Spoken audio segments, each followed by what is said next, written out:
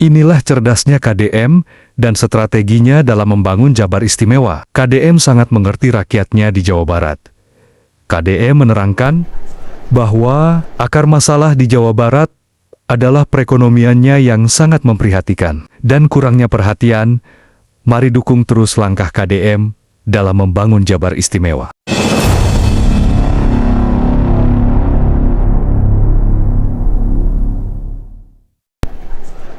Assalamualaikum warahmatullahi wabarakatuh. Sampurasun. Yang saya hormati, saya banggakan orang tua kita semua, Ketua Partai Gerindra Provinsi Jawa Barat, beserta Ibu. Saya ucap tepuk tangan semuanya. Saya ucapkan terima kasih atas keberhasilannya menambah jumlah orang yang bisa membawa Jawa Barat Istimewa melalui visi pembangunan berkarakter, sehingga Kabupaten Tasik hari ini sudah menjadi miliknya Partai Gerindra. Saya sih menganggap bupati dan wakil bupatinya adalah dua-duanya Gerindra. Yang pertama, bahwa Jawa Barat hari ini menjadi epicentrum politik nasional, dan itu bukan kata saya, tapi kata para pengamat. Kenapa menjadi epicentrum? Karena ada tindakan-tindakan out of the box yang itu tidak ada dalam nalar birokrasi dan nalar politik. Kenapa? Karena saya mengembangkan politik itu basic saya ideologi, bukan popularity. Jadi kalau orang mengatakan bahwa saya mengembangkan politik populis, saya adalah orang yang mengembangkan politik ideologi, memiliki basic populis dan memiliki basic ekologi. Kenapa? Kalau hanya berpolitik, mengembangkan politik pikiran-pikiran yang populis tanpa ideologi, berarti tidak ada arah politik, sekedar mendapat elektoral dari setiap tampilan. Tetapi juga mengembangkan politik ideologi tanpa membangun narasi-narasi yang populis, yang berdasarkan nurani, juga akan berbenturan dengan rakyat yang lagi buta ideologi. Tidak ada perkembangan di dunia ini yang mengalami perubahan dalam sebuah negara kecuali merubah desain strategi. Saya paham bahwa Tiongkok itu mengalami perubahan besar karena seorang tokoh yang begitu diidolakan di Tiongkok, dan dia adalah tokoh partai komunis. Kemudian dia merubah gaya berpikirnya dari perbincangan-perbincangan ideologi komunis dalam sebuah lingkungan di Tiongkok. Kemudian dia rubah hasil perjalanan dia berkeliling belajar di negara-negara kapitalis menjadi ideologi kapitalisme berbasis komunisme, dan akhirnya melakukan lompatan atau lonjakan. Kita bicara tentang Jawa Barat. Apa sih yang terjadi dalam diri Jawa Barat itu? Saya pelajari lama. Jawa Barat itu sebuah provinsi di mana masyarakatnya itu terbagi-bagi dalam wilayah ideologi. Itu pertama. Yang kedua, masyarakatnya terbagi-bagi dalam wilayah epicentrum kebudayaan. Yang ketiga, masyarakatnya juga sudah tumbuh menjadi masyarakat urban plural, di mana tidak lagi ada hegemoni satu suku. Itu yang terjadi. Karena itu yang terjadi, kemudian maka tidak mungkin berpolitik di Jawa Barat kalau tidak mengembangkan pikiran ideologi baru. Dan pikiran ideologi baru itu didasarkan pada narasi-narasi rohaniah yang itu dijalani lewat perjalanan spiritualitas. Ini penting. Karena itu dijalani perjalanan spiritualitas, maka saya memiliki sebuah keyakinan bahwa entitas kebudayaan masyarakat Jawa Barat itu adalah menginginkan sosok pemimpin yang mampu menjawab seluruh tantangan dan perubahannya, dan dia lepas dari sekat-sekat berpikir mazhab politik, dan dia lepas dari diri hanya ingin sekedar populer, dia lepas dari diri hanya sekedar ingin mendapatkan elektoral pragmatis. Maka dia harus berani melawan sekat-sekat itu dengan dua pertaruhan. Satu, mampu berlayar pada gelombang besar, yang kedua tenggelam dalam gelombang besar itu. Dan seorang politisi ideologis dia harus berani untuk melawan gelombang besar. Persoalan sampai ke tujuan atau tenggelam itu adalah sebuah resiko. Sampai ke tujuan adalah sebuah keberkahan dan kemuliaan, tenggelam pun adalah sebuah kemuliaan. Politik ini nggak ada dalam pikiran kita. Siapa yang berani mengembangkan politik itu? Ya Pak Prabowo. Maka yang saya tampilkan hari ini, sesungguhnya saya menerjemahkan pikiran itu dalam tataran teknis. Kenapa? Karena negara hari ini ada wilayah otonom, ada kebijakan umum, ada kebijakan yang bersifat spesial, ada kebijakan negara dalam pikiran besar dalam diri Pak Prabowo Subianto. Maka saya seorang gubernur itu harus secara senyap menerjemahkan pikiran itu dalam perspektif pembangunan yang berkesinambungan. Persoalan jumlah manusia yang berlebihan, sekolah yang tidak lagi membuat iklim anak-anak betah di sekolahnya.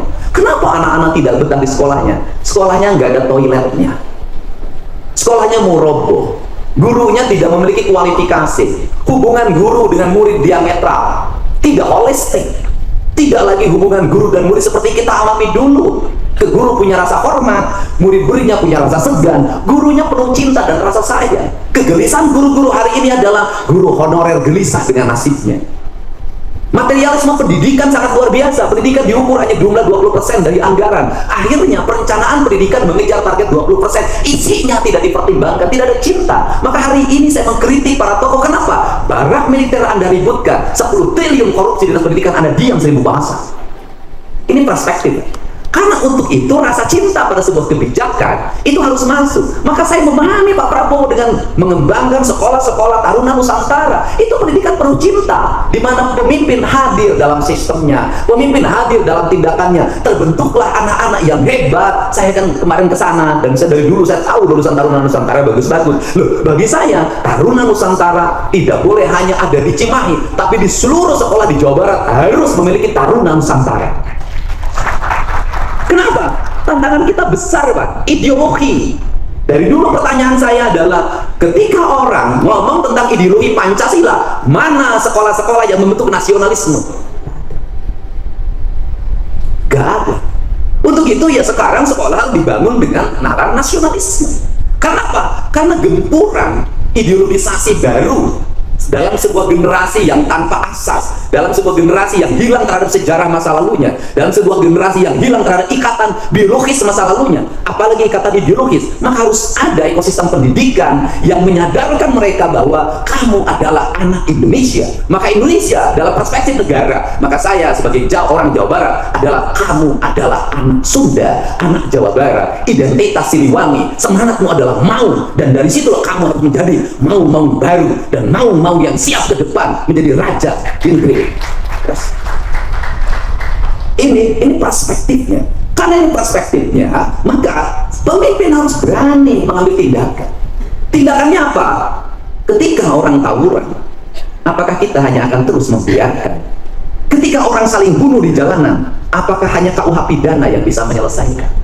Ketika anak-anak kita sudah kehilangan arah, apakah negara tidak akan hadir untuk menyelesaikan? Apa problemnya, Kang Deddy? Problemnya adalah saya punya data analisis yang kuat bahwa kekacauan identitas ekosistem pendidikan, kegalauan itu terjadi berbanding terbalik dengan tahun 70-an. Hari ini anak-anak yang kehilangan arah, hari ini anak-anak yang tawuran, hari ini anak-anak yang mengkonsumsi mobil legend sampai jam 4 pagi, rata-rata ekonominya menengah ke bawah. Kalau saya katakan orang tuanya miskin, dulu anak-anak yatim itu menjadi anak-anak yang berbeda. Hari ini justru anak-anak yatim terjebak dalam itu. Tadi malam saya dikejar-kejar seorang anak yatim piatu, dia menangis dalam ribuan orang. Saya yatim piatu, tolong bawa saya ke barat. Ini perspektif. Karena perspektif, apakah kita akan membiarkan kelas menengah ke bawah? Kelas menengah ke bawah itu problemnya apa? Satu, jajan anaknya tidak pernah berhenti setiap hari. Dua, ketika outing kelas dia memaksakan diri. Ketiga, ketika studi tour mereka memaksakan diri. Empat, ketika perpisahan memaksakan diri. Dari memaksakan diri itu mereka cari uang kemana? Pinjaman dengan bunga tinggi. Ada OSIPA, ada NBK, ada Bank Emok, ada Bank Keliling, ada pinjol.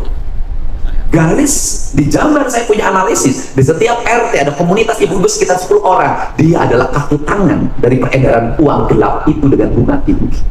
Kemudian muncul lagi pemerintah, masuk lagi pemerintah lewat bansos PKH, duit PKH dipakai bayar bank.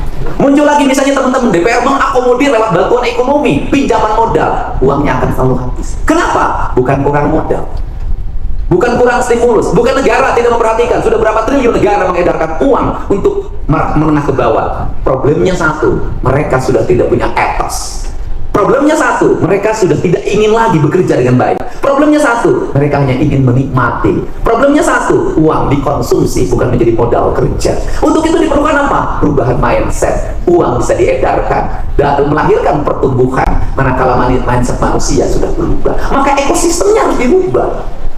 Maka saya lagi melakukan revolusi sebenarnya, mencoba menurunkan angka ketergantungan ini, membangun manusia yang kesadaran, mengurangi beban ekonomi. Maka perspektifnya kalau ingin membangun kesejahteraan rakyat, lakukan 4 hal. 1. Bebaskan mereka dari beban biaya pendidikan. 2. Bebaskan mereka dari beban biaya pengobatan. 3. Bebaskan mereka dari beban biaya listrik, sebenarnya kalau mau dibebasin. Kemudian yang keempat, bebaskan mereka untuk mendapat jaminan hari tua yang memadai. Negara kan.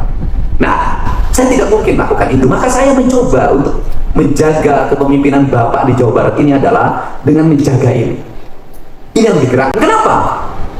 Riset mengatakan penduduk Jawa Barat itu sudah lebih dari 50 juta.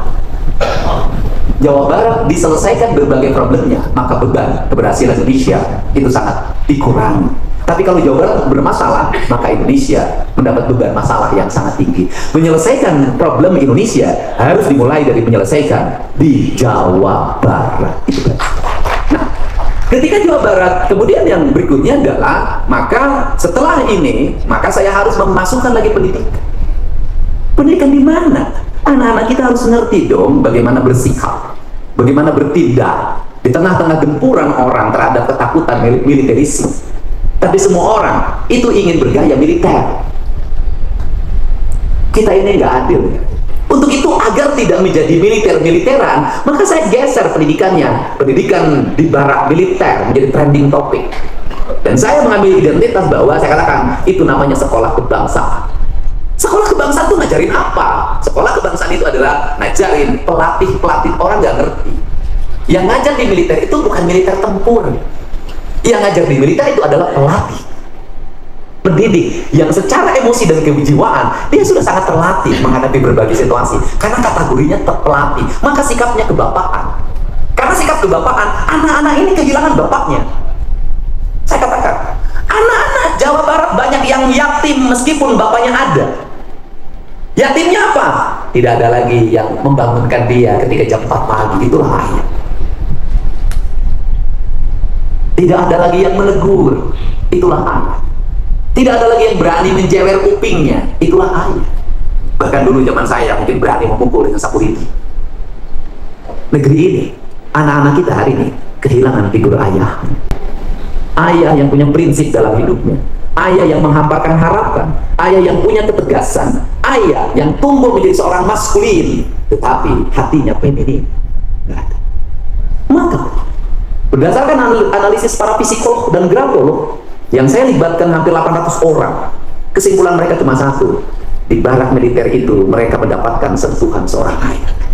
Di barak militer itu mereka mendapatkan belayan seorang ayah. Di barak militer itu mereka mendengar suara yang tegas dari seorang ayah. Di barak militer itu ada ayah yang membetulkan tali sepatunya. Di barak militer itu ada ayah yang membetulkan kancing bajunya. Di barak militer itu ada ayah yang membetulkan kerahnya. Di barak militer itu ada ayah yang membetulkan pecinya. Di barak militer itu mereka mendapatkan idola baru, ayah yang hadir dalam kehidupannya.